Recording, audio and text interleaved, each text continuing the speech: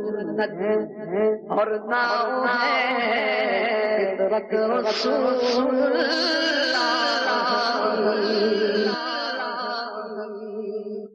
الحمدللہ رب العالمین والصلاة والسلام علی سید المرسلین اما بعد فاعوذ باللہ من الشیطان الرجیم بسم اللہ الرحمن الرحیم الصلاة والسلام علیک یا رسول اللہ الصلاة والسلام علیک یا حبیب اللہ الصلاة والسلام علیک یا نبی اللہ وعلا آلک واصحابک یا نور اللہ۔ مدنی چینل کے ناظرین الحمدللہ رب العالمین، مدنی چینل پہ آپ مختلف سلسلے دیکھتے رہتے ہیں اور ان سب سلسلوں کا ایک بڑا بنیادی مقصد یہ ہوتا ہے کہ ہمارا جو اسلام سے تعلق ہے وہ مضبوط سے مضبوط تر ہوتا چلا جائے، دنیا کی زندگی میں بھی بہتری آئے اور آخرت میں بھی ہم کامیاب ہو جائیں۔ انہی سلسلوں میں سے ہمارا بڑا پیارا سلسلہ ہمارے صحابہ، پیارا اس لیے کہ صحابہ اکرام علیہم الرضوان کا ذکر خیر اس میں ہوتا ہے، ان کی زندگی، ان کی شخصیت، ان کی صفات پہ اس پہ بات ہوتی ہے۔ ایک پرٹیکولر کسی صحابی رضی اللہ تعالیٰ عنہ کو ہم لے کر ان کی زندگی کے مختلف گوشوں کو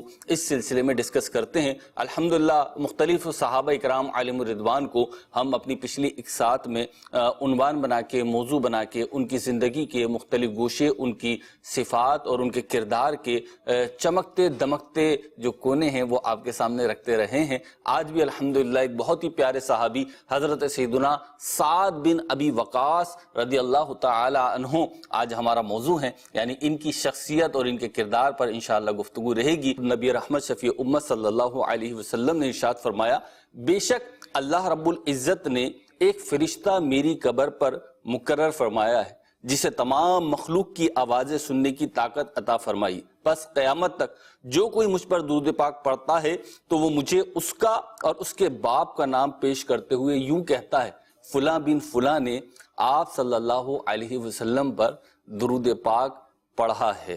آپ دیکھیے ایک امتی کی، ایک عاشق درود و سلام کی کیسی معراج ہے کہ وہ درود پاک کہیں بھی ہو دنیا میں، کسی بھی کونے میں رہتا ہو، اللہ رب العزت نے ایک فرشتے کی ڈیوٹی یہ لگا دی ہے کہ جب آپ درود پاک پڑھیں گے، نبی پاک علیہ السلام پہ سلام بھیجیں گے تو وہ آپ کا اور آپ کے والد کا نام لے کر آپ کا سلام، آپ کا درود بارگاہ رسالت میں پیش کرے گا۔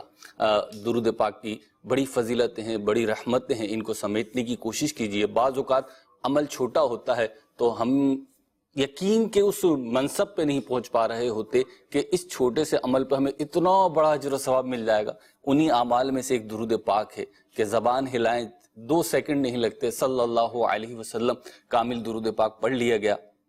اپنی عادت بنائیے، زندگی میں شامل کیجئے، صلو علی الحبیب صلی اللہ تعالی علی محمد صلی اللہ تعالی علیہ وسلم۔ حاجی صاحب مرحبا، اور مجھے بڑی خوشی ہے اور مدنی چینل کے ناظرین کو بھی یقیناً خوشی ہوگی، بالخصوص جو ہمارے اس سلسلے کے ویور ہیں کہ اس سلسلے میں آپ پہلی دفعہ تشریف لائیں تو ہم مرحبا کہتے ہیں، آپ کو خوش آمدید کہتے ہیں۔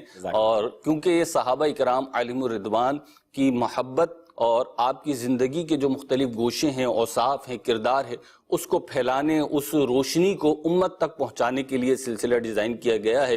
اور ہم اس میں ایک صحابی رضی اللہ تعالیٰ عنہ کی زندگی کو لے کر ان کی زندگی کے مختلف گوشوں کو ڈسکس کرتے ہیں۔ آج بھی عشرہ مبشرہ کے ایک بہت ہی پیارے صحابی حضرت سیدنا سعد بن ابی وقاص رضی اللہ تعالیٰ عنہ کو ہم نے عنوان بنایا، موضوع بنایا، انشاءاللہ ان کی زندگی سے سیکھیں گے۔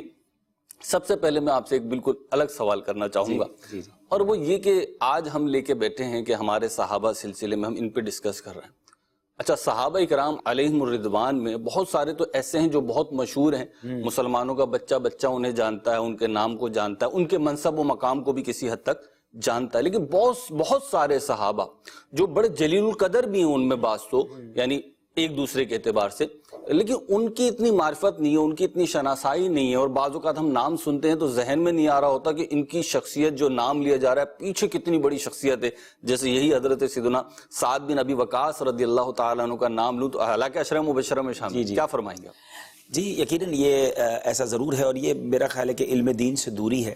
حالانکہ صحابہ تو وہ ہیں جن کے بارے میں نبی پاک علیہ الصلوۃ والسلام فرماتے ہیں اصحابی کالنجوم فَبِأَيِّهِمْ اِقْتَدَيْتُمْ اِهْتَدَيْتُمْ. سبحان اللہ. میرے صحابہ ستاروں کی مانند ہیں، ان میں سے جن کی بھی اقتدا کرو گے، پیروی کرو گے، ہدایت پا جاؤ گے. تو ستارے امت کے ہمارے صحابہ ہیں، تو ہمیں تو ان کے بارے میں معلوم ہونا چاہیے. تو ہمارے یوں سمجھیے کہ وہ گائیڈ لائنز ہیں، نبی پاک تک پہنچنے کا وہ ذریعہ ہے، کیونکہ انہوں نے پیارے آقا کی صحبت اٹھائی. اور یہ مرتبہ کیسے ملا؟ آپ ذرا دیکھیں نا کہ جنہوں نے پیارے آقا علیہ الصلوۃ والسلام کے معجزات کو آنکھوں سے دیکھا، نبی پاک کی چہرہ مبارک کو ایمان کی حالت میں دیکھا، پھر صحبت نبی پاک کی اٹھائی، تو کمال کے لوگ تھے. اور پھر انہوں نے پروف کیا کہ محبت کی کیسے جاتی ہے، نبی پاک پر فدا ہوا کیسے جاتا ہے. ہم تو پڑھتے ہیں کتابوں میں تو عقلیں حیران ہو جاتی ہیں، لیکن میں جو ہے نا مہروز بھائی کبھی کبھی سوچتا بھی ہوں کہ صحابہ کے جب واقعات پڑھتے ہیں کہ سب کچھ نبی پاک پر قربان کرنے کے لیے بڑھ چڑھ کر آگے بڑھتے تھے. حضرت سعد بن ابی وقاص کی تو سیرت ہی کمال کی ہے نا، لیکن یہ کیوں ہو جاتا تھا اتنا جذبہ؟ تو بات یہ جب جلوہ جانا دیکھتے ہوں گے، آج ذکر کر کے آنکھیں نم ہو جاتی ہیں، دل بے قرار ہو جاتا ہے. ایسا ہی ہر کوئی فدا ہے بن دیکھے، دیدار کا عالم کیا ہوگا. تو جب یہ نبی پاک کا مبارک چہرہ دیکھتے ہیں پیارے، اچھا یہ اپنی آنکھوں سے دیکھ رہے ہیں کہ نبی پاک سورج کو واپس پلٹا رہے ہیں، چاند کو 2 ٹکڑے کر رہے ہیں، تھوڑی کھجوریں سینکڑوں صحابہ کو پوری ہو رہی ہیں، ایک بکری کا کھانا جو ہے وہ 1000 صحابہ کھا رہے ہیں. تو when they are یہ سب چیزیں ان کے سامنے ہو رہی تھی، سامنے ہو رہی تھی. تو اب ذرا غور کریں کہ پھر کیوں نہ یقین کی اس معراج پر یہ پہنچ جائیں کہ اگر یہ کہہ رہے ہیں کہ جس مقام میں جنت ہے تو جنت ہے. وہ شہید ہونے کے لیے تیار ہو جاتے تھے، وہ جان دینے کے لیے تیار ہو جاتے تھے. تو یہ سب چیزیں یقیناً نبی پاک علیہ الصلوۃ والسلام کے صحابہ نے کر کے دکھائیں. اور میں آپ کو ایک اور بات بتاؤں، جب آپ کی طرف سے مجھے دعوت ملی اور آپ سے مشورہ ہو رہا تھا کہ کس صحابی رسول پر بات ہوگی، تو میں نے آپ کو یہ نام عرض کیا تھا. اس کی ایک بڑی وجہ ہے، مجھے حضرت سعد بن ابی وقاص رضی اللہ عنہ سے بہت محبت ہے، اور اس کی وجہ بتاؤں گا آج میں آپ کو. ویسے تو ہر صحابی سے محبت ہے، لیکن ان کے جو اوصاف میں نے پڑھے، اور خاص طور پہ جو نبی پاک علیہ الصلوۃ والسلام نے ان کے بارے میں ایک جملہ ارشاد فرمایا. دیکھیں ہر صحابی ہے نا، پیارے آقا علیہ الصلوۃ والسلام سے جب بات کرتے تھے صحابہ کا یہ سٹائل تھا، فدا کا امی و ابی یا رسول اللہ، یا رسول اللہ ہمارے ماں باپ ہم پر آپ پر قربان، ہمارے ماں باپ. اور یہ بھی ایک عاجزی کا، ایک انکساری کا، ایک نبی پاک سے محبت کا اظہار تھا. مگر کمال یہ ہے کہ حضرت سعد بن ابی وقاص ایک غزوے کے موقع پر تیر چلا رہے تھے، اور نبی پاک انہیں تیر پکڑاتے اور فرماتے سعد تیر چلاؤ میرے ماں باپ تجھ پر. اللہ! اب جس صحابی کے بارے میں نبی پاک یہ فرما دیں، اللہ اکبر، اب ان کی قسمت پر ہماری جانیں قربان. یعنی کیا ہستی ہے کہ سرور کائنات فرما رہے ہیں، جن پہ ساری کائنات فدا ہے. اور یقیناً یہ اپنے غلام کی عزت افزائی کے لیے ہی ہے، ان کی حوصلہ افزائی ہے. لیکن کمال کے الفاظ ہے نا کہ اے سعد تیر چلاؤ میرے ماں باپ تجھ پر قربان. تو پھر اس صحابی سے میں کیوں نہ پیار ہو جائے، اور پھر کیوں نہ مزید ان کے بارے میں پڑھیں. تو حضرت سعد بن ابی وقاص رضی اللہ عنہ کے جہاں بہت سارے اوصاف ہم کچھ ڈسکس کر پائیں گے، کچھ نہیں کر پائیں گے، اس میں ان کا یہ بڑا وصف ہے کہ اسلام کے لیے سب سے پہلے اگر کسی نے تیر چلایا تو حضرت سعد بن ابی وقاص ہیں. اور تیر اندازی میں اپنا ثانی نہیں رکھتے تھے، اور نبی پاک علیہ الصلوۃ والسلام کی حفاظت کے لیے جس طرح یہ فرنٹ پر آ کر کھڑے ہو جاتے تھے. غزوہ احد بھولتا نہیں ہے، جب بھی غزوہ احد کو پڑھے، میں کئی اپنے پروگرامز میں بھی کہتا رہتا ہوں، بیانات میں بھی کہتا ہوں، دوبارہ ناظرین کو کہتا ہوں، بچوں کو کہتا ہوں، ویسے نبی پاک کی سیرت کا ہر واقعہ پڑھیں مگر غزوہ احد کو خاص طور پر پڑھیں. اس کی بڑی وجہ ہے کیونکہ دیکھیں بدر شریف کے بعد غزوہ احد ہوا. بدر میں مسلمانوں کو لڑنے کا موقع ہی نہیں ملا، اللہ نے فرشتوں کی فوج بھیج دی تھی اور کامیاب بھی ہو گئے. وہ تو کہتے تھے ہم تلوار اٹھاتے تھے پہلے ہی کافر کا سر کٹ جاتا تھا. لیکن جو احد کے میدان میں قربانیاں ہوئی نا، اور جس طرح ایک ایسا وقت آیا تھا، دیکھیں مصیبت کے وقت وفادار پہچانا جاتا ہے. ایک نبی پاک پر ایسا وقت آیا تھا کہ پیارے آقا علیہ الصلوۃ والسلام نے اعلان کیا تھا کون ہے جو میری حفاظت کرے، اور اس پہ صحابہ کرام چند تھے، لیکن نبی پاک کو جس طرح گھیر لیا انہوں نے، حضرت ابو قتادہ وثار بنا لیا، ہم پر تیر برسے تو برسیں، آقا پر جو ہے. اور یہی حضرت سعد بن ابی وقاص سے پیار ہونے کی وجہ پتہ کیا ہے؟ یہ نبی پاک سے عرض کرے حضور آپ نیچے ہو جائیں، کہیں آپ کو کوئی تیر نہ لگ جائے. پیارے آقا علیہ الصلوۃ والسلام اوپر اٹھ کے دیکھتے تھے کہ کیا ہو رہا ہے. سعد بن ابی وقاص عرض کرتے حضور آپ تھوڑا نیچے ہو جائیں، کہیں آپ کو کوئی تیر نہ لگ جائے. یعنی اپنا چہرہ آگے، اپنا جسم آگے، اور پیچھے سے نبی پاک تیر پکڑاتے اور فرماتے سعد تیر چلاؤ تم پر میرے ماں باپ کو. اور یہ حقیقی مصداق تھے اس بات کے کہ یا رسول اللہ ہم آپ کے قدموں کی خاک پر قربان ہو جائیں گے. اور کر کے دکھایا. یعنی حضرت سعد بن ابی وقاص کا یہ واقعہ. پھر حضرت ابو قتادہ، انہوں نے کمال دیکھے نا، پیارے آقا کے چہرے کے آگے اپنا چہرہ کر دیا اور ان کی آنکھ پر تیر لگا. اور پھر جب آنکھ باہر آ گئی تو پیارے آقا نے اپنا لعاب دہن لگا کر جب وہ آنکھ لگائی تو نبی پاک علیہ الصلوۃ والسلام نے دعا کیا فرمائی. وہ بڑی ریلیونٹ دعا ہے، سمجھنے والی بات ہے. اللہ کے حبیب علیہ الصلوۃ والسلام پر عرض کرتے ہیں اللہ کی بارگاہ میں، جس کا مضمون کچھ اس طرح ہے کہ اے اللہ ابو قتادہ کی آنکھ کا نور واپس لوٹا دے، کیونکہ وہ تیرے اور تیرے حبیب کی فرمانبرداری میں. اللہ حالانکہ حفاظت تو وہ اللہ کے نبی کی کر رہے تھے، مگر چونکہ ان کی اطاعت وہ رب کی اطاعت ہے تو اللہ تیرے اور تیرے حبیب کی اطاعت میں تھا۔ تو صحابہ کرام نے یوں، یعنی یہ کمال ہے نا، بولنا آسان ہے، کھڑے ہو جانا اور حضور ہمارے سینے حاضر، ہمارے چہرے حاضر، اور پھر قربان ہو کر دکھایا۔ حضرت سعد بن ابی وقاص بڑے جیدار، بڑے حوصلے والے، بلکہ میں پڑھ رہا تھا ان کی سیرت میں کہ 4 صحابہ ایسے ہیں جن کے بارے میں آتا ہے جو سب سے زیادہ طاقتور مانے جاتے، روب والے اور غیور مانے جاتے تھے، جن کے دام سے دشمن لرزہ بر اندام ہوتے تھے۔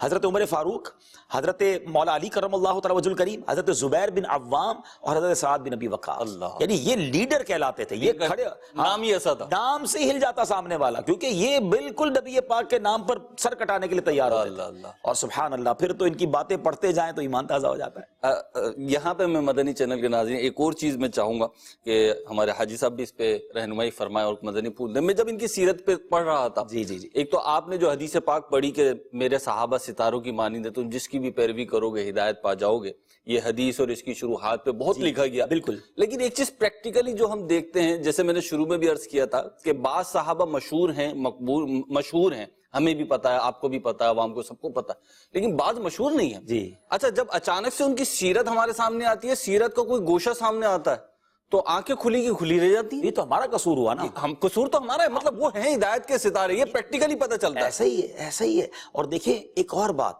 تربیت کی کس نے، اللہ، صحبت کس کی ملی؟ جو رب سے تربیت یافتہ ہے۔ نبی پاک کا تو دنیا میں کوئی استاد نہیں ہے نا، اللہ نے خود اپنے حبیب کو سکھایا، اور رب کے حبیب جس کی تربیت فرما رہے ہیں، میرے آقا تو وہ ہیں نگاہ ڈال دیں تو نور بنا دیں، اس کے چہرے، اس کے دل کو نورانی فرما دیں۔ تو جو صبح و شام نبی پاک کی صحبت میں رہے، غزوات میں رہے، پیارے آقا کے ساتھ سفر میں رہے، ان صحابہ کا عالم کیا ہوگا۔ اچھا، پھر ایک بڑا کمال پتہ ہے کیا، خاص طور پہ آپ کو بہت سارے اوصاف، کمال کے اوصاف زیادہ، ویسے تو سارے صحابہ با کمال ہیں، وہ ارلی جو صحابہ ایمان لائے نا، فتح مکہ سے پہلے جو ایمان لائے، جنہوں نے بڑا ٹف ٹائم دیکھا، حضرت سعد بن ابی وقاص یا تو تیسرے یا تو 7ویں نمبر پہ ایمان لانے والے، بالکل ابتدا میں جو بالکل آپ سوچیں نا، تیسرے نمبر پر اور 7ویں نمبر پر پہلے 7 لوگوں میں ایمان لانے والے میں سے حضرت سعد بن ابی وقاص ہے، اور اس معاشرے میں اور اچھا، ان کا واقعہ بھی بڑا کمال کا ہے جی، قبول اسلام کا جو واقعہ ہے، انہوں نے خواب دیکھا تھا۔ سبحان اللہ۔ اچھا، خواب دیکھا کہ ایک بڑا گھپ اندھیرا ہے اور ہاتھ کو ہاتھ سجائی نہیں دے رہا، پھر اچانک کہتے ہیں مجھے ایک چاند نظر آیا، اور چاند کی طرف میں چلنے لگا، وہاں سے روشنی آئی تو میں دیکھا اس چاند کے قریب حضرت ابوبکر صدیق، حضرت عمر فاروق، 1-2 میرے جاننے والے جو لوگ تھے وہ کھڑے تھے۔ تو میں نے کہا آپ کب پہنچے؟ کہتے ہم تو ابھی پہنچے۔ اور کہتے جب میری آنکھ کھلی اور اس کے 3 دن بعد مجھے پتا چلا کہ نبی پاک علیہ الصلوۃ والسلام نے اسلام کی دعوت دینا شروع کر دی ہے، میں ان تلاش کرتا ہوا پہنچا تو وہاں ابوبکر صدیق کو بھی پایا، اور میں نے سوال کیا کہ آپ کس بات کی دعوت دیتے ہیں، اور اللہ کے حبیب علیہ الصلوۃ والسلام نے دعوت دی اور آپ ایمان لے آئے۔ تو یعنی رائٹ اوے ایمان لے آئے، اور ویری ارلی یعنی پیریڈ میں آپ ایمان لائے۔ تو آپ سوچیں کہ 23 سال اعلان نبوت کے بعد نبی پاک علیہ الصلوۃ والسلام نے 23 سال اس دنیا کو اختیار فرمایا۔ جس صحابی نے 23 سال نبی پاک کی صحبت پائی ہو، اس کی تربیت کا، اس کی طبیعت کا، اس کے کردار کا عالم کیا ہو۔ ان کی صحبت کے، جن کی صحبت ایک لمحے کو مل جائے وہ صحابی بن جاتا ہے، وہ صحابی بن جاتا ہے۔ ایمان کی حالت میں صحبت ملے اور ایمان پر خاتمہ ہو جائے، وہ صحابی بن جاتا ہے۔ صحابی ہے۔ اچھا، صحابی وہ ہے جس کے مرتبے پر کوئی ولی، غوث، کتب پہنچ نہیں سکتا، کوئی نہیں پہنچ سکتا، کوئی ساری زندگی عبادت کرے۔ وہ صحابی جس نے ایک نماز نہ پڑھی ہو۔ ایسے بھی صحابہ ہیں جو ایمان لائے، جہاد میں شرکت کی اور شہید ہو گئے، انہیں ایک سجدے کا موقع نہیں ملا، ایک نماز کا موقع نہیں ملا، لیکن چونکہ صحبت مصطفیٰ مل گئی تو وہ مرتبہ مل گیا جو کسی غوث، کتب، ولی کو نہیں مل سکتا۔ وہ لمحہ بھاری ہو گیا ساری چیزوں پر۔ اور حضرت سعد بن ابی وقاص رضی اللہ تعالیٰ عنہ کی سیرت کا پہلو دیکھیں، ان کی کردار کو پڑھیں، ان کی سیرت کو پڑھیں، تو ایک بڑی واضح چیز جو پتہ چلتی ہے کہ یہ کاتب وحی بھی ہیں، اللہ، اور نبی پاک علیہ الصلوۃ والسلام کے حارس بھی ہیں، یعنی باڈی گارڈ جسے آپ کہہ لیں سمجھنے کے لیے، وہ بھی ہیں۔ اور یہاں پہ غور کریں تو ایک طرف جان کی حفاظت ہے اور دوسری طرف کاتب وحی ہونے کے اعتبار سے دیکھیں تو کتاب کی حفاظت اور ایمان کی حفاظت، تو دونوں حالتوں میں نبی پاک علیہ الصلوۃ والسلام نے انہیں ٹرسٹ کیا۔ کتنا ٹرسٹ کیا یہ دیکھیں۔ اور یہاں پہ میں چاہوں گا ایک اور نسبت بھی ہے نبی پاک علیہ الصلوۃ والسلام سے، حضرت سعد بن ابی وقاص رضی اللہ تعالیٰ، بڑی پیاری نسبت ہے، آپ بھی سنیں گے تو مزہ آئے گا۔ اور میری نیت یہ ہے کہ ہمارے حاجی عبدالحبیب اتاری مدظر اللہ العالی زیادہ گفتگو کریں، آپ بھی ارشاد فرمائیں، مجھے سننے میں مزہ آ رہا ہے۔ پیارے آقا علیہ الصلوۃ والسلام کی بارگاہ میں حضرت سعد بن ابی وقاص حاضر ہوئے، اور نبی پاک نے دیکھ کے کتنا پیار بھلا جملہ فرمایا۔ آپ فرماتے ہیں میرے ماموں، یہ میرے ماموں ہیں، اگر ایسا کسی کا ماموں ہو تو دکھائیں. کیا بات ہے. اب یہ کیسی حوصلہ افزائی ہے. اچھا آپ ڈائریکٹلی ماموں نہیں ہیں جی. ایسا نہیں کہ نبی پاک علیہ الصلوۃ والسلام کی والدہ محترمہ کے آپ بھائی ہیں جی. لیکن چونکہ آپ اسی قبیلے سے تعلق رکھتے تھے تو پیارے آقا کا یہ انداز تھا کہ اس قبیلے کے تمام لوگوں کو عزت دیا کرتے. اور سبحان اللہ اب یہاں ایک اور بات بھی پتہ چلی کہ اپنے ننیال والوں سے، اپنے ددیال والوں سے، اپنے رشتہ داروں سے کیسے برتنا چاہیے. اب یہاں ایک سبق یہ ملتا ہے کہ بعض اوقات کسی کا ماموں، چچا یا کزن یا رشتہ دار جو ہے نا وہ کسی غریب خاندان سے تعلق رکھتا ہے یا اس کے ساتھ کوئی جسمانی پرابلم ہوتی ہے، ہمیں کوئی نام مل گیا ہوتا ہے، ہم کچھ پیسے بنا چکے ہوتے ہیں، ہمارا اسٹیٹس کچھ اور ہو چکا ہوتا ہے، تو لوگ رشتہ داروں کو پہچاننے سے انکار کر دیتے ہیں. حالانکہ نبی پاک کا یہ کہنا کہ میرا جیسا ماموں ہے کسی کا ہے تو دکھا دے، اصل تو یہ بنتا ہے کہ ماموں کہتا جیسے میرے آقا ایسا کوئی اور ہو تو دکھا دے. لیکن نبی پاک علیہ الصلوۃ والسلام کا یہ انداز بتا رہا ہے کہ اپنے رشتہ داروں کو کس طرح رسپیکٹ دینی ہے. اور مہروز بھائی میں آپ کو ایک اور بات بتاؤں، جب ایسا ہو جائے نا کسی کے ساتھ، اگر مجھے ایسے لوگ سن رہے ہیں جس کو کوئی شہرت مل گئی ہے یا کوئی مقام مل گیا ہے، وہ جب اپنے غریب رشتہ داروں کا دوسروں کے سامنے تعارف کراتے ہیں نا، اور رشتہ داروں کا سینہ چوڑا ہو جاتا ہے کہ یار اس نے یاد رکھا ہے یہ میرا ماموں ہے، کہہ دیں ذرا سی بات یہ میرا چاچا ہے، یہ میرے چچا کے بیٹے ہیں، یہ میرے کزن ہیں. آپ اگر یہ بات جب دوسرے لوگوں کے سامنے، اگر آپ کا کوئی مقام ہے آپ کرتے ہیں نا، آپ اس کے دل میں وہ محبت داخل کر دیتے ہیں جو انشاءاللہ آپ کے لیے دعائیں نکلیں گی دل سے. لیکن اگر کوئی پہچاننے سے انکار کر دے، سوچے کیسا دل ہو جاتا ہوگا. اچھا پھر ایک اور بات جو قطع صلہ رحمی کا درس ہمیں اسلام دیتا ہے کہ اپنے رشتے داروں کے ساتھ جو بھلائی کرتا ہے اس کے رزق میں بھی اضافہ ہوتا ہے، وہ بری موت سے بھی بچتا ہے. اور سرور کائنات علیہ الصلوۃ والسلام کی سیرت میں یہ کیسا پہلو ملتا ہے. آپ تو جب بی بی حلیمہ سعدیہ نبی پاک کے اعلان نبوت کے پاس پیارے آقا کی بارگاہ میں آئی نا، تو آپ ان کے لیے کھڑے ہو جاتے اور اپنی چادر بچھاتے. اب یہ دائی تھی حالانکہ، لیکن نبی پاک نے ان کو بالکل ماں کی طرح درجہ دیا. یہ ہم سب کے لیے یہ میسج ہے کہ اپنے بزرگوں کا، اپنے رشتہ داروں کا خیال رکھیں اور پھر اپنے محسنین کو بھی نہ بھولیں. نبی پاک کا وہ جملہ، ابھی ہم نے پچھلے دنوں سیرت ابوبکر رضی اللہ تعالیٰ عنہ پر کتنی باتیں کی، لیکن وہ کتنا کمال کا جملہ ہے. حالانکہ حضرت ابوبکر صدیق تو بار بار کہتے تھے حضور میرا تو سب کچھ آپ کا ہے، مگر آقا فرماتے کسی کے مال نے مجھے اتنا نفع نہیں دیا جتنا ابوبکر کے مال نے. گریہ تاری ہو جاتا، اور رو جاتے تھے، روتے تھے. واقعی ہم آج کہتے ہیں ہماری آنکھوں میں آنسو آ جاتے کہ یہ کیسی شفقت تھی، لیکن یہ کتنا کمال یہ سکھانا ہے نا. آج لوگ واقعی کسی سے مدد لیتے ہیں، واقعی کوئی قرضہ دیتا ہے، واقعی کوئی ہیلپ کرتا ہے اور وقت پہ بھول جاتے ہیں، یعنی احسان فراموشی. احسان فراموشی. آج امیر اہل سنت میں آپ یہ وصف دیکھیں، بانی دعوت اسلامی سے ویسی پیار نہیں ہے، آپ واقعی یادگار سلف شخصیت ہیں. اتنے جتنی باتیں پڑھتے ہیں نا، کہیں نہ کہیں کوئی نہ کوئی بات ہمیں مثال کے لیے وہی ملتے ہیں. لوگ کہتے بھی ہوں گے یار گھما پھرا کے پھر امیر اہل سنت کی بات کرتے ہیں. مسئلہ یہ ہے کہ ان جیسی شخصیت دوسری ہے ہی نہیں ہمارے ساتھ. لائیں تو اب دیکھیں، آپ آج بھی 40 سال پہلے اگر آپ کو کسی نے گاڑی دی تھی یا آپ کی کوئی مدد کی تھی یا آپ کے ساتھ کوئی اچھا برتاؤ، حالانکہ آج کروڑوں چاہنے والے ہیں، مگر اس غریب کو بھی انہوں نے یاد رکھا ہے، اس ہاتھ پکڑنے والے کو بھی انہوں نے یاد رکھا. اور ببانگ دوہل کہتے ہیں کہ یار انہوں نے میری ہیلپ کی تھی، انہوں نے یہ سکھا رہے ہیں ہمیں کہ کتنا بھی بڑا مرتبہ ہو جائے اپنے محسنین کو نہیں بھولنا چاہیے، اپنا ساتھ دے، اور اس سے عزت بڑھتی ہے، اس سے گھٹتا. دیکھیں نا ہم باتیں ہی کر رہے ہیں نا ان کے بارے میں، ایسا ہی ہے. اگر کوئی اچھی نیت سے بات کر رہے ہیں ہم تو ایسے، یعنی ہماری نیت تو یہ ہے کہ جو بات ہو رہی ہے اس کے ذریعے سے پیغام جا رہا ہے اور اللہ نے چاہا تو ایک موٹیویشن ملے گی، میرے کرنا چاہیے. اور یہ انشاءاللہ جب یہ بندہ، اس کو کہتے ہیں اچھی فطرت والا شخص جو اپنے محسنین کو یاد رکھے، احسان کرنے والوں کو یاد رکھے، رشتہ داروں کے ساتھ اچھا برتاؤ کرے، غریب رشتہ داروں کو تلاش کر کے ان کی مدد کرے. آپ نے پڑھا ہوگا وہ کہ احادیث میں یہ مضمون ملتا ہے کہ جو بندہ اپنے رشتہ داروں کو صدقہ دیتا ہے نا اس کو ڈبل ثواب ملتا ہے. ایک صدقے کا ثواب اور ایک صلہ رحمی کا ثواب. لیکن لوگ اپنوں کو نہیں دے رہے، غیروں کو بانٹ رہے ہوتے. تو یہ خیال رکھنا ہے. یہ حضرت سعد بن ابی وقاص کا یہ فیضان سمجھ لیں کہ نبی پاک کا ان کے بارے میں یہ کہنا کہ یہ میرے ماموں ہیں، اور ایسا کسی کا ماموں ہو تو بتائیں. عبدالحبیب بھائی آپ نے بڑی پیاری گفتگو فرمائی ہے. میں چاہوں گا اس کو تھوڑا سا اور لے لیں ہم فیضان صحابہ سے، کیونکہ مقصود یہی ہے، میسج دینا، مقصود یہی ہے کہ ہماری زندگی میں ایک پازیٹیو چینج آئے، ہم اللہ رسول کے بتائے ہوئے احکام کے مطابق زندگی گزارنے میں لگ جائیں. آپ نے رشتہ داریوں کو فوکس کیا، دیگر چیزوں کو فوکس کیا. اگر ہم اپنا مزاج بنا لیں کہ جس نے بھی مجھ پر احسان کیا ہے، چھوٹا بڑا جیسا بھی احسان کیا ہے، اس کو نہ بھولیں. ایسا ہی ہے. تو اس میں حرج کیا ہے؟ اور بعض اوقات جیسے کوئی شاگرد ہے، کسی استاد سے آپ پڑھتے رہے ہیں، لیکن اللہ رب العزت نے آج آپ کو زیادہ مقبول کر دیا، زیادہ مشہور کر دیا، آج آپ کسی اعتبار سے اپنے استاد سے بھی گویا کہ آگے نکل گئے. لیکن آج عبدالحبیب بھائی کسی استاد کو ایسا بندہ کہ جو اپنے استاد سے زیادہ مشہور ہو چکا ہے، اگر وہ کہہ دے نا یہ میرے استاد ہیں، اللہ اگر وہ ہاتھ چوم لے، ہاتھ چومنے والے تو 1000 ہیں، لیکن یہ مشہور بندہ ہاتھ چوم لے تو استاد کی بھی کیفیت ہوتی ہوگی، اور حق بھی ہے ان کا، جی یہ حق بھی ہے ان کا. ٹھیک ہے ہم کوئی کمال نہیں کرتے، اگر آج عزت ملی ہے تو یہ استادوں کی تربیت کے صدقہ ہے. اگر ماں باپ اور استاد کی دعائیں نہ ہو تو ترقی کون کرتا ہے؟ بالکل. اچھا یہ استاد اور ماں باپ جو ہے نا مہروز بھائی، یہ وہ محسنین ہیں جو بے لوث ہیں. ہر استاد چاہتا ہے میرا شاگرد آگے بڑھ جائے، کبھی باپ کبھی نہیں سوچتا کہ میرا بیٹا مجھ سے آگے نہ بڑھے، ورنہ عام لوگ تو کہتے ہیں یہ آگے بڑھ گیا میں پیچھے ہو جاؤں گا. باپ اور استاد یہ وہ شخصیات ہیں جن کی خواہش ہوتی ہے کہ میرا شاگرد مجھ سے زیادہ آگے بڑھے اور میرا بیٹا مجھ سے زیادہ آگے بڑھے. یہ بے لوث محبتیں ہیں. یہ عجیب رشتہ ہے. اس میں میں نے ایک چیز نوٹ کی ہے کہ اس میں یعنی دنیا کے کسی بھی اعتبار سے آپ کا مقابلہ ہو نا تو مد مقابل چاہتا ہے میں جیت جاؤں، کچھ بھی کروں میں جیت جاؤں.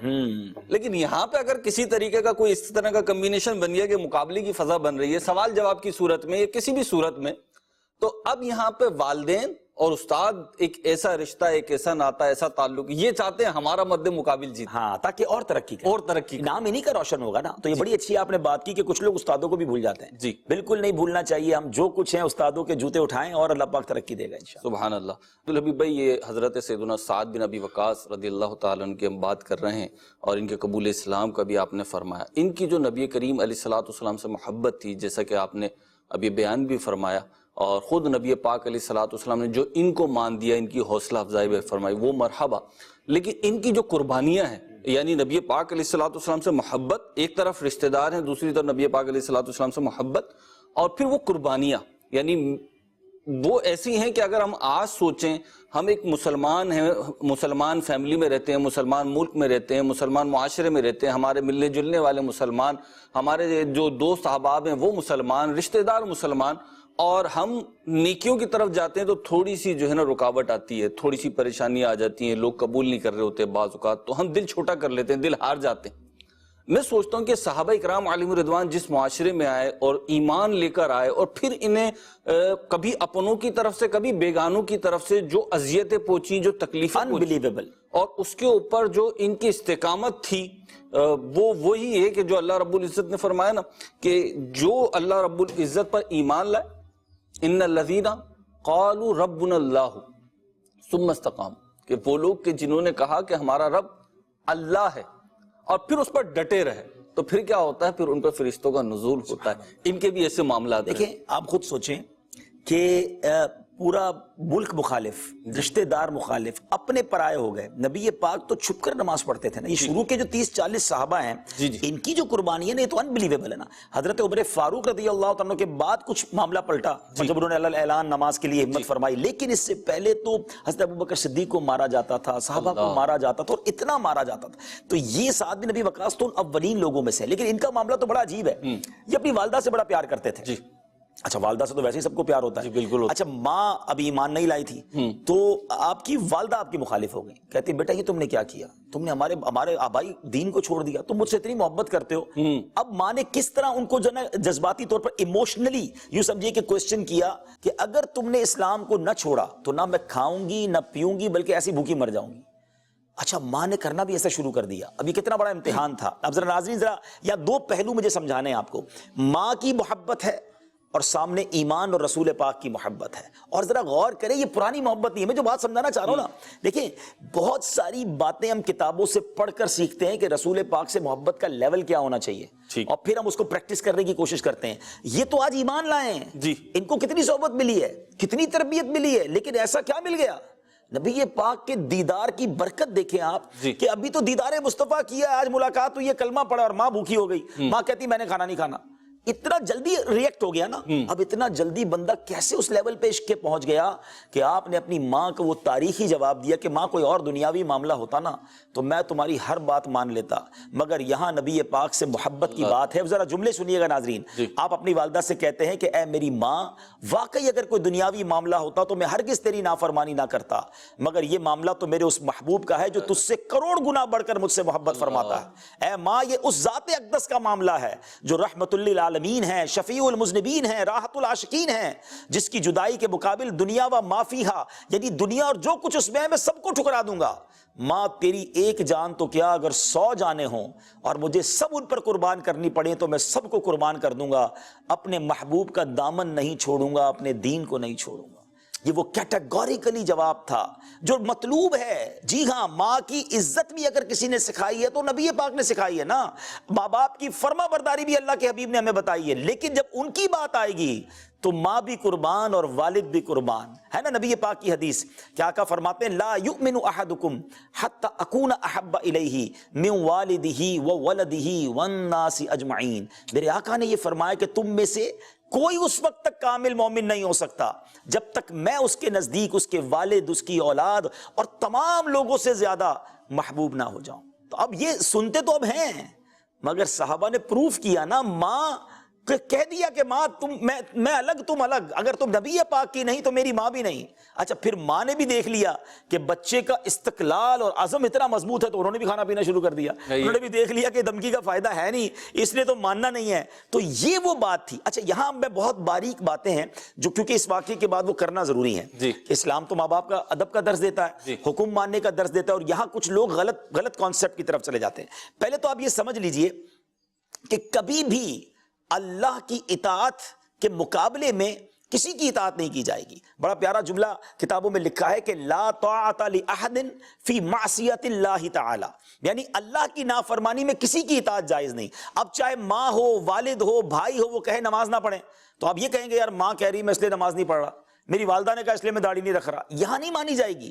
اللہ کی اطاعت پہلے ہے، اس کے بعد سب کی اطاعت ہے نا۔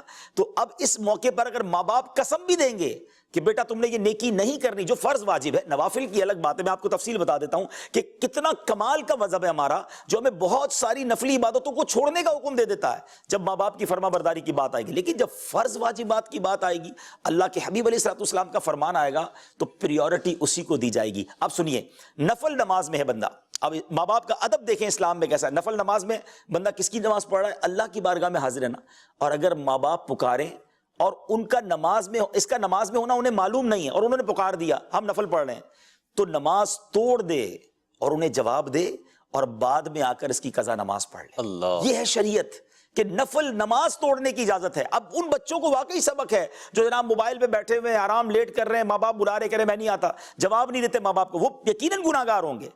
تو یہاں یہ دونوں باتوں کو ڈیفرینشیٹ کرنا بڑا ضروری کہ کہاں ماں باپ کو ہر حال میں لبیک کہنا ہے، اور وہ چند جگہ ہیں جہاں اللہ کی نافرمانی کی بات آئے گی تو وہاں ماں باپ کی بھی بات نہیں مانی جائے گی۔ یہاں تک لکھا ہے کہ جہاد کے سوا کسی کام کے لیے سفر کرنا پڑے، مثلا تجارت یا حج یا عمرہ کے لیے سفر کرنا چاہتا ہے، اس کے لیے والدین سے اجازت لے، اور اگر والدین اس سفر کو منع کریں اور اس کو اندیشہ ہو کہ میرے جانے کے بعد کوئی ان کی خبر گیری نہیں کرے گا اور اتنا مال بھی نہیں ہے کہ والدین کو بھی دے اور سفر کے مصارف بھی پورے کرے، ایسی صورت میں بغیر اجازت والدین سفر کو نہ جائے۔ اللہ اکبر۔ اب ذرا سوچ، اس کی تفصیل ہے پوری، فرض حج کے بارے میں کچھ اور تفصیل، لیکن نارملی بغیر والدین کی اجازت سے سفر پہ بھی نہیں جا سکتا۔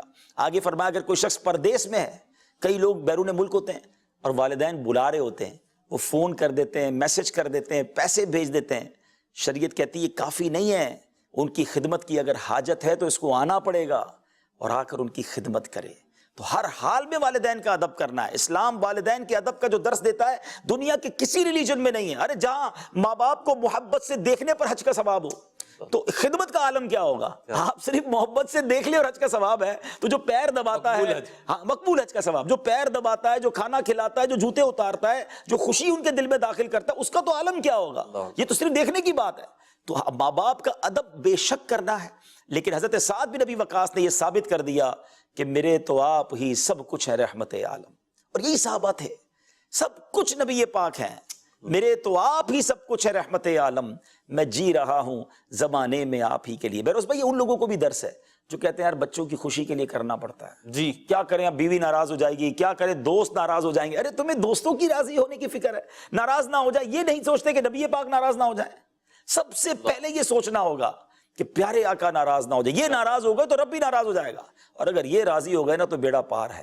اور عبداللہ بعض لوگ چاہتے ہیں مطلب ساری انوائرمنٹ جو ہے نا، ساری انوائرمنٹ میرے مزاج کے مطابق ہو، جیسی میں چاہ رہا ہوں، بس یہ کام ہو جائے نا پھر آپ دیکھنا اصل میں مسئلہ یہ ہے، یہ 4 افراد آ رہے ہیں نا، ان کے سامنے ایسا نہیں ہو سکتا. یعنی انوائرمنٹ جو ہے وہ ایک آئیڈیل سچویشن کی تلاش کر رہے ہوتے ہیں. ان صحابہ اکرام علیہم رضوان کو ہم دیکھیں، دور کیوں جائے، حضرت سعد بن ابی وقاص رضی اللہ تعالی عنہ کو اگر ہم دیکھیں تو انہوں نے ایسی ایسی مصیبتیں، اتنی آزمائشیں جھیلی ہیں دین اسلام کی قبولیت کی وجہ سے. کیا ہوا کہ ایک موقع پر ان کو قید کر دیا گیا، مطلب کھانا پینا دانا پانی بند کر دیا گیا، سوشل بائیکاٹ جو ہوا اس میں، تو ان کو ایک چمڑے کا ٹکڑا مل گیا. شعب ابی طالب، جی شعب ابی طالب، اللہ اکبر، چمڑے کا ٹکڑا مل گیا انہیں، اور جو ہے نا انہوں نے وہ آگ پر جو ہے نا بھونا، وہ کھال جو ہوتی ہے، چمڑا ہوتا ہے، جب آگ پہ بھونا جاتا ہے تو وہ کرسپی ہو جاتا ہے، کڑک ہو جاتا ہے.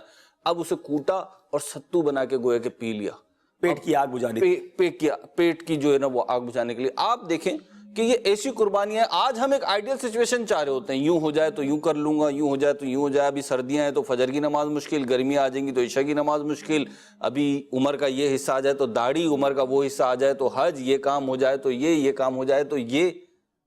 تو ابھی ایٹ دی مومنٹ آپ کے پاس جو سانسیں چل رہی ہیں، بس یہی سب کچھ ہے، یہی کل اثاثہ ہے، نہیں پتہ کسی کا. اور ابھی تو بالخصوص یہ جو ہمارے پچھلے 12 14 15 مہینے گزرے ہیں، اس میں تو احساس دلا دیا ہے. کتنے لوگ ہمارے سامنے چلے گئے. ہم صبح اٹھتے تھے تو کتنے جنازوں کا میسج ہوتا تھا کہ اتنے لوگوں کا جنازہ، کبھی سوچا نہیں تھا، کبھی نہیں. اچھا یہ تو ابھی پاکستان پر اللہ کا کرم ہے. ہمارا یہ سلسلہ صرف پاکستان میں تو نہیں نا، دنیا کے کئی ملکوں میں لوگ دیکھ رہے ہوں گے اس وقت. UK، یورپ اور دنیا کے کئی ملکوں کا جو حال ہے، مجھے کل پرسوں ہی میری بات ہو رہی تھی کہ جنازے دفنانے کے لیے جو ہے نا وہ جگہ نہیں ہے قبرستانوں میں، یورپ کے قبرستانوں میں. بلکہ مجھے ایک صاحب آئے کل UK سے بتا رہے، بڑی عجیب بات انہوں نے کہی، کہہ رہے ہیں یورپ اور UK کے قبرستان جو ہے نا وہ ایئرپورٹ کا منظر پیش کر رہے ہیں. یعنی اتنی گہما گہمی ہے، لائن سے جنازے لگے ہوئے ہیں، اور ایئرپورٹ جو ہے وہ قبرستان کا منظر پیش کر رہے ہیں، اتنا وہاں سناٹا ہے.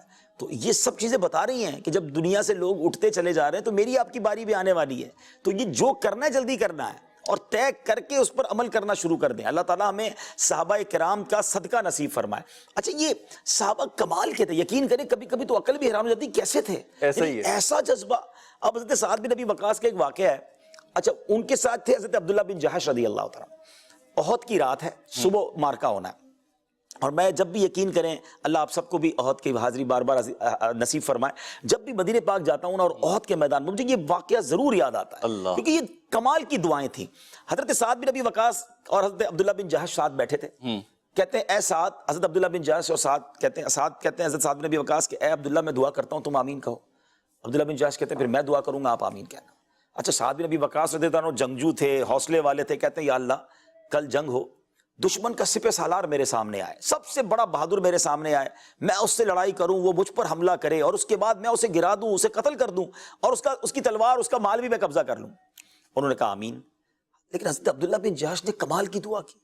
آپ کہتے ہیں یا اللہ کل دشمن کا بہادر شخص میرے سامنے آئے، ہم دونوں کا مارکا ہو، وہ مجھے شہید کر دے اور پھر میرے ناک اور آنکھیں بھی کاٹ لے، اور اے اللہ قیامت کے دن تو مجھ سے پوچھے کہ اے عبداللہ تیرے چہرے کو کیا ہوا، اور مالک میں تجھے اس دن جواب دوں کہ اے مالک یہ سب تیرے نام پر قربان ہو گیا، اور اے اللہ تو فرمائے کہ عبداللہ تو نے سچ کہا.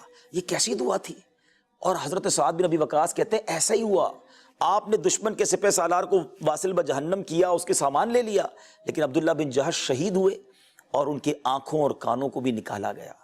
اور حضرت سعد کہتے تھے کہ مجھ سے اچھی دعا حضرت عبداللہ بن جہش کی تھی. اللہ آج بھی سید الشہداء سیدنا حمزہ رضی اللہ عنہ کے ساتھ جو مزار ہے نا، بالکل ساتھ، بالکل اٹیچڈ حضرت عبداللہ بن جہش ہیں، حضرت مصعب بن عمیر رضی اللہ عنہ. اور آپ سوچیں یہ کیسی تمنا تھی کہ صرف جان نہ جائے، یہ چہرہ بھی بگاڑ دیا جائے، لیکن کس لیے؟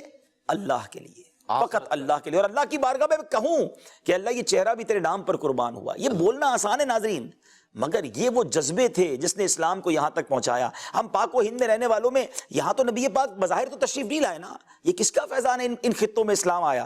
یہ صحابہ نے قربانیاں دی، بعد میں اولیاء کرام اس مشن کو لے کر چلے. تو آج ہم یہ واقعات صرف سنانے نہیں آتے آپ کے پاس، یہ میرے صحابہ سلسلہ بیسیکلی ہمیں موٹیویٹ کرتا ہے کہ ان محسنین کو یاد رکھیں. یہ احسان ہے صحابہ کا اس امت پر.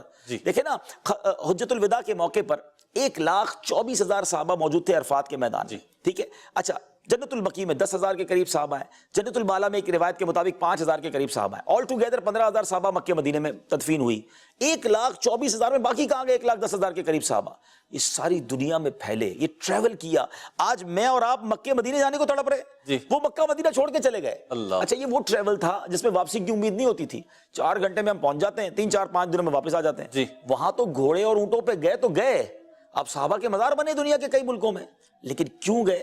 کہ اللہ کے نبی کے دین کو پھیلانا ہے، اور آج الحمد دنیا کے کونے کونے میں کلمہ پڑھنے والے ملتے ہیں۔ آپ جہاں جاتے ہیں مطلب کافی ممالک میں دیکھا ہے کہ صحابہ اکرام علیہم الرضوان کے مزارات ہوتے ہیں، کئی ایسے مزارات ہوں گے جو گمشدہ ہو گئے، جبھی تو نہیں مل رہے نا، مطلب وہ کہتے ہیں نام سب قربان کر دیا، بس دین کا پرچم لے کر نکل پڑے۔ اللہ ان کے صدقے ہمیں جذبہ عطا فرمائے کہ ہم بھی دین کی کوئی خدمت کر جائیں، مدنی قافلوں ہی میں سفر کر لیں، اللہ کی رحمت سے دعوت اسلامی کے جو قافلے ہوتے ہیں خود بھی نیکی کی دعوت حاصل کریں، نیکی کی تمنا لیں، نیکی کے لیے کوڑھیں، گناہوں سے توبہ کریں، نیکیوں کی طرف آئیں، اور ساری امت کے لیے بھی کوشش کریں، مجھے اپنی ساری دنیا کے لوگوں کی اصلاح کی کوشش کرنی ہے، جذبہ لے کر مدنی قافلوں میں سفر کریں، اللہ کی رحمت سے خوش نصیب عاشقان رسول سفر بھی کرتے ہیں اور اس میں رحمتیں اور نعمتیں بھی پاتے ہیں، ان کی دعائیں بھی قبول ہوتی ہیں۔ حضرت سعد بن ابی وقاص رضی اللہ تعالیٰ کی سیرت کو میں پڑھ رہا تھا، اور ایک شعر ہم سنتے ہیں، شاید آپ نے بھی سنا ہو، کہ دشت تو دشت ہیں دریا بھی نہ چھوڑے ہم نے، بحر ظلمات میں دوڑا دیے گھوڑے ہم نے۔ اب ان کی سیرت کا جب یہ واقعہ پڑھا تو پتہ چلا کہ شاعر نے تو یہ شعر انہی کے لیے کہا ہے، ان کا جو واقعہ ہے کہ غیور تو تھے، طاقتور تو تھے اور بہادر تو تھے، لیکن ایک چیز ہوتی ہے ڈیسیژن میکنگ، ایک ہوتی ہے حوصلہ، وہ بھی عبدالحبیب دیکھنے کو ملتا ہے ان کی سیرت میں اس حوالے سے۔ اب یہ بڑا کمال کا واقعہ تھا اور ہسٹوریکل ایونٹ تھا، اور واقعی یہ بچپن سے شعر سن رہے ہیں، لیکن اس کا مصداق کون ہے یہ شاید بہت سارے ناظرین کو آج پتہ چلے گا۔ حضرت عمر فاروق کا آرڈر تھا کہ مدائن پہ جانا ہے، اچھا جب حضرت امیر المومنین تھے اور سعد بن ابی وقاص تو لبیک کہنے والے تھے نا، یہ صحابہ کے لشکر کو لے کے چلے گئے، اب وہاں دوسری طرف تھے آتش پرست، آگ کی پوجا کرنے والے جو مدائن کے لوگ تھے، انہوں نے کیا کیا کہ کشتیاں، بیچ میں سمندر آیا، دریا آیا، وہ کشتیاں لے گئے اور پل کو توڑ دیا۔ اب اور کوئی طریقہ تو تھا نہیں کہ کشتیاں ہوتی تو پل کراس کیا جاتا، مگر وہ ایمان کا جذبہ ایسا تھا کہ سعد بن ابی وقاص نے یہ کیفیت دیکھی تو اللہ کا نام لیا اور گھوڑے کو دریا میں ڈال دیا۔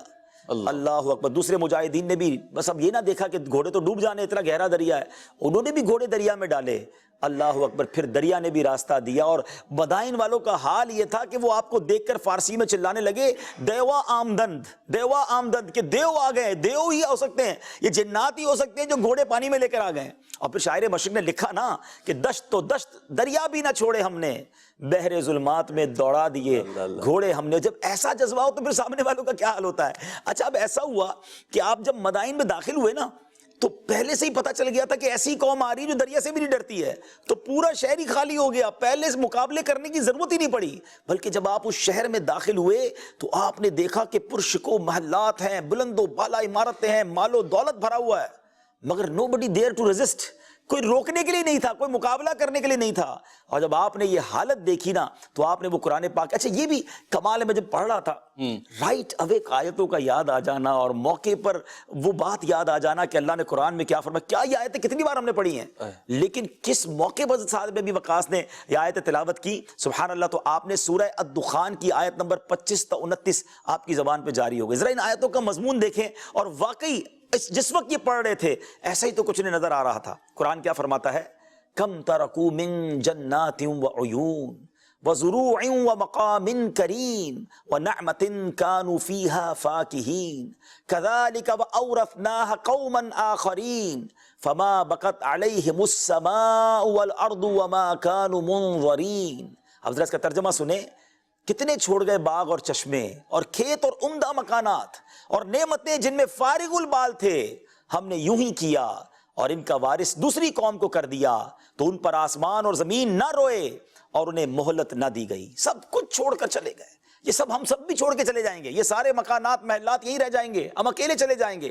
اللہ کرے کہ قرآن پاک کی ان آیات سے ہم درس لیں۔ اور پھر آپ کو فاتح ایران بھی اسی لیے کہا جاتا ہے، فارس کا فتح جو ہے وہ آپ کے ہاتھ میں تھا اور آپ نے ماشاءاللہ یہ کارنامہ سر انجام دیا۔ تو یہ جو تاریخی واقعہ جو ہم بچپن سے سنتے آ رہے ہیں کہ گھوڑے ڈالے تھے مجاہدین نے جو اس مدائن کے اس دریا کے اندر، وہ حضرت سیدنا سعد بن ابی وقاص اسے لیڈ کر رہے تھے۔ اللہ اللہ سبحان اللہ۔ نبی کریم علیہ الصلوۃ والسلام نے ان کو بڑی پیاری پیاری دعاؤں سے بھی نوازا. ان کی جو بڑی شہرت تھی، تیر اندازی میں بڑے مشہور تھے یہ، اور بڑا کمال کا نشانہ تھا نا. تو کسی نے ان سے پوچھا کہ بھئی آپ کی تیر اندازی ایسی کیوں ہے؟ تو انہوں نے خود بیان کیا کہ نبی پاک علیہ الصلوۃ والسلام نے میرے لیے دعا فرمائی، اے اللہ سعد کے تیروں کو درستی عطا فرما. ان کا تیر نشانے پہ لگتا تھا، جی ٹارگٹ پہ. ان کے بارے میں آتا ہے کہ ایک بار مقابلہ ہوا، انہوں نے 20 تیر چلائے، 20 کے 20 دشمنوں کو جا کے ایسے لگے کہ سارے بھاگ گئے. دیکھیں تیر نشانے پہ لگنا آسان نہیں ہوتا، لیکن اللہ پاک نے نبی پاک کی دعا ایسی تھی کہ آپ بڑے کمال کے تیر انداز تھے. اچھا آپ کو ایک اور دعا بھی تھی، اور وہ دعا ایسی تھی کہ دعائیں قبول ہوتی تھی. اللہ، آپ نے ایک بڑا کمال کا سوال کیا. یہ آج میرا خیال ہے ہمارا سلسلہ اینڈ کی طرف ہے، لیکن یہ بہت سارے لوگوں کے لیے، بہت سارے ناظرین چاہتے ہیں کہ ہم مستجاب الدعوات بن جائیں، ہماری دعائیں قبول ہوں. حضرت سعد بن ابی وقاص نے ایک بار نبی پاک سے کوسچن کر لیا. اچھا صحابہ کا بھی کمال تھا، ایسے پیارے پیارے سوال کر لیے، ساڑھا کم آسان، امت کے لیے کیسی آسانیاں ہو گئی. اب ہم بھی چاہتے ہیں کہ یار دعائیں قبول ہوں. آپ نے کہا حضور میں مستجاب الدعوات بننا چاہتا ہوں. اچھا پیارے آقا علیہ الصلوۃ والسلام نے کوئی بہت بڑا ان کو فارمولہ نہیں دیا، اے سعد اتنے روزے رکھو، اتنی تلاوت کرو، اتنے سجدے کرو. نبی پاک نے فرمایا سعد اپنی غذا پاکیزہ کر لو تو مستجاب الدعوات ہو جاؤ گے. آپ ذرا یہ سوچ لیں ناظرین، جو چاہتے ہیں نا دعائیں قبول ہوں، روزی حلال کریں، لقمے پاکیزہ کر لیں. یہ نہ دیکھیں کہ زیادہ مال آ جائے، تھوڑا ہوگا اور دعائیں قبول ہوں گی تو مسئلہ ہی حل ہو گیا نا. اصل چیز تو خوشی چاہیے. اگر دعائیں قبول ہونے لگ گئی تو بیماریاں دور ہو جائیں گی، پریشانیاں دور ہو جائیں گی. حضرت سعد بن ابی وقاص پھر اتنی احتیاط کرتے تھے اپنی غذا میں، لیکن اس کے بعد آپ کی دعائیں قبول ہوتی تھیں. آپ مستجاب الدعوات تھے، اور خود فرماتے تھے کہ مجھے نبی پاک علیہ الصلوۃ والسلام نے یہ دعا دی ہے کہ سعد کی دعائیں قبول ہو تو پھر بیڑا پار ہو جاتا ہے انسان کا. تو آپ مستجاب الدعوات تھے، اور لوگ ڈرتے تھے، کفار بھی ڈرتے تھے کہ سعد جو ہے نا وہ بددعا نہ کر دیں. اچھا ان کو یہ ٹینشن رہتی تھی کہ ساتھ دعا دے دیں، یہ بددعا نہ کریں، کیونکہ انہوں نے جو کہنا ہے وہ پورا ہو جانا ہے. تو اللہ پاک نے ان کو یہ مرتبہ عطا فرمایا تھا. کالز ہیں ہمارے پاس اب، لیکن وقت بھی اختتام کی طرف ہے. چلیں دیں 2 کالز دیں، ایک ساتھ دے دیں. مہروز بھائی آپ کا بہت بہت شکریہ کہ آپ لوگ اتنی رات کو اتنا پیارا سلسلہ ہمارے صحابہ لے کر حاضر خدمت ہے. اللہ پاک آپ لوگوں کی ان کاوشوں کو قبول منظور فرمائے. اور ابھی نبی بھائی کو آپ نے سے بلایا ہے تو بہت آپ شکر گزار ہو کہ آپ نے ابھی نبی بھائی کو سے بلایا ہے، اور ہمارے دلوں میں جو خوشی ہے ہم بیان نہیں کر سکتے. اللہ پاک تمام دار اسلامی والوں کی خیر فرمائے اور اس نبی ماحول کو دن کی رات پر ترقی عطا فرمائے. آمین آمین. دیکھیں جی، پہلے تو ہمارا شکریہ نہیں، اللہ کی رحمت و امیر اہل سنت پہ مدنی چینل کا شکریہ کہ ہمیں بٹھایا ہوا ہے. بے شک ایسا ہی. دوسری بات یہ عبدالحبیب بھائی تشریف لاتے ہیں تو آپ کو خوشی نہیں ہوتی، ہمیں بھی خوشی ہوتی ہے. ہمارے ویسے بھی نگران ہیں، اور اللہ کی رحمت ہے ان کے اوپر، ان کی زبان میں اللہ تعالیٰ نے تاثیر دی ہے، برکت دی ہے، امیر اہل سنت کا فیضان ہے. انشاءاللہ آپ دیکھتے ہی رہتے ہیں، ابھی ذہنی آزمائش میں بھی دیکھا ہے، انشاءاللہ نئے نئے سلسلوں میں اللہ نے چاہا تو دیکھیں گے. جی اگلی کال دیجیے. نوٹ شہر سے محمد احمد اتاری محمد طلحہ اتاری عرض کر رہے ہیں، پیارے عبدالحبیب بھائی آج کے پروگرام ہمارے صحابہ سے ہمیں وہ سرائی کی شعر یاد آ گیا جو آپ نے ذہنی آزمائش میں پڑھا تھا. تیرے منگتے آدھا رتبہ کمالے کوئی ایسے ہو کوئی بلالے کوئی کوئی بلالے شیعہ تو ودھ کے ہو تیریاں گدائیاں. واہ واہ واہ بھائی، سرائی کی نعت بھی سیکھ لینا. اب یہ شعر انہوں نے سنایا ہے تو آپ بھی سنائی دینا، کچھ آئے تو ایسا تو نہیں نا کہ سیدی اعلیٰ حضرت امام اہل سنت جو ہے جی وہ صحابہ کرام اور اہل بیت کے بارے میں بڑی پیاری بات فرماتے ہیں. یہ حدیث ہے نا، ایک حدیث تو میں نے سنا دی کہ صحابہ جو ہے وہ ستاروں کی مانند ہیں، اور نبی پاک نے ایک جگہ فرمایا کہ میری جو آل ہے وہ امت کے لیے کشتی نوح کی مانند ہے، جو اس میں سوار ہو گیا اس کا بیڑا پار ہو جائے گا. تو الحمدللہ اہل سنت والوں کے تو بیڑے پار ہیں کہ وہ صحابہ سے بھی محبت کرتے ہیں، ہمیں صحابہ سے بھی بہت پیار ہے، اور اہل بیت کے بھی ہم غلام ہیں. تو اعلیٰ حضرت بڑی پیاری بات لکھتے ہیں، اہل سنت کا ہے بیڑا پار، کیوں اصحاب حضور نجم ہیں اور ناؤ ہے عطرت رسول اللہ کی، نجم ہیں اور ناؤ ہے عطرت رسول اللہ کی. اور نبی پاک کے غلاموں کے لیے جنت بنی ہے.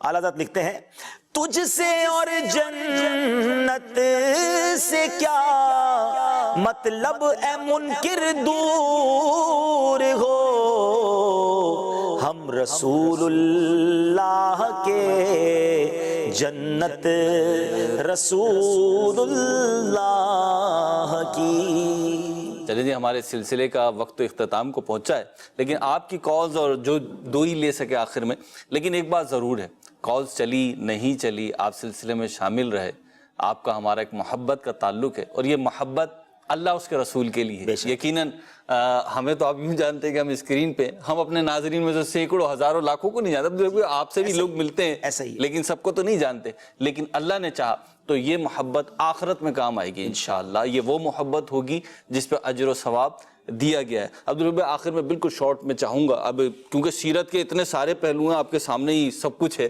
کیفیت، لیکن دل بھی نہیں بھرتا، اور مدنی چینل پہ مختلف پروگرام ہیں، ان کی اپنی ایک ٹائمنگ ہے، اس کے ساتھ چلنا ہے ہمیں. ان کے ترکے کی تقسیم کا جو واقعہ ہے نا، ان کا جو ترکہ تقسیم کرنے کا، میں چاہوں گا اس پہ آپ 1-2 منٹ کی گفتگو فرمائیں. مدنی چینل کے ناظرین کو شاید سیکھنے کو اس سے بہت کچھ ملے. سعد بن ابی وقاص رضی اللہ عنہ فرماتے ہیں ایک مرتبہ میں مکہ مکرمہ میں سخت بیمار ہو گیا. پیارے آقا میری عیادت کے لیے تشریف لائے تو میں نے عرض کی یا رسول اللہ صلی اللہ علیہ وسلم میں ترکے میں مال چھوڑ رہا ہوں.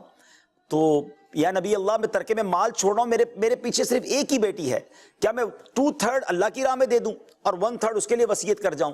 تو پیارے آقا علیہ السلام نے منع فرمایا. میں نے کہا میں نصف اللہ کی راہ میں دے دوں، تو پیارے آقا نے انکار فرمایا. تہائی کی وصیت کر کے 2/3 بیٹی کے لیے چھوڑ دوں؟ تو ارشاد فرمایا تہائی وصیت کرو، تہائی بہت ہے. اگر تم اپنے وارثوں کو مالدار چھوڑ کر جاؤ تو یہ انہیں غریب چھوڑنے سے بہتر ہے کہ وہ لوگوں کے سامنے ہاتھ پھیلاتے پھریں، اور جو کچھ تم راہ خدا میں خرچ کرو وہ صدقہ ہے. یہاں تک کہ جو لقمہ تم اٹھا کر بیوی کے منہ میں ڈالو وہ بھی صدقہ ہے. اب نبی پاک نے شانی پر ہاتھ رکھا، پھر کہتے ہیں چہرے اور پیٹ پر پھیرا اور میرے حق میں یوں دعا کی، اے اللہ سعد کو شفا عطا فرما اور اس کی ہجرت کو پایہ تکمیل تک پہنچا دے. اب یہاں اس میں ایک درس ہے ہمارے لیے کہ ہم بھی جن کو اللہ پاک نے نوازا ہے نا، اور امیر علیہ سنت نے پچھلے دنوں مدنی مذاکرے میں فرمایا تھا کہ وصیت کرنی چاہیے. 1/3 وصیت کی ہمیں شریعت اجازت دیتی ہے. تو بعض لوگ بڑے مالدار ہوتے ہیں اور کوئی وصیت ایسی کرتے نہیں، اور مرنے کے بعد بچے بھی ان کے لیے کوئی خرچ نہیں کر رہے ہوتے. کمایا ہم نے، محنت ہم نے کی، اور ہم اپنے ساتھ ہی نہ لے جائیں 1/3.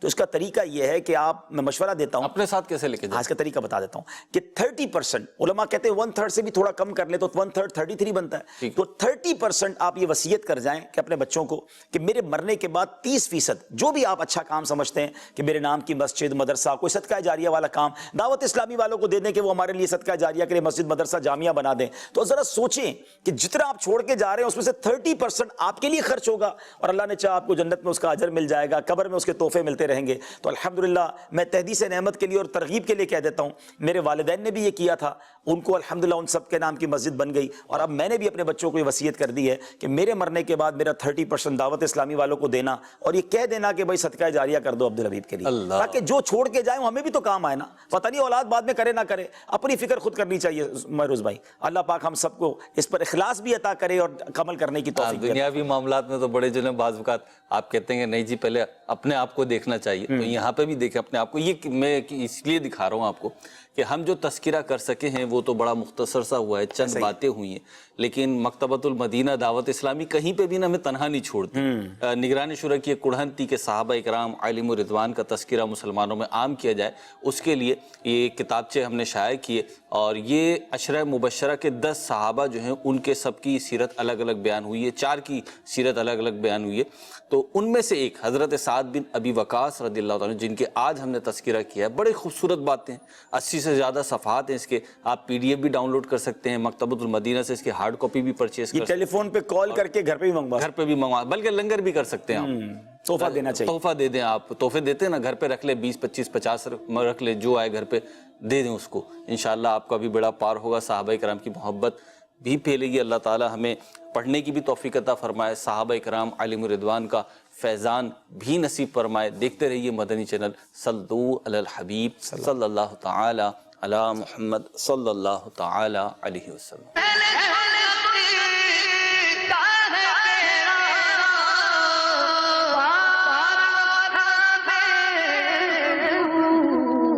سنت اور نام ہے فطرت رسول اللہ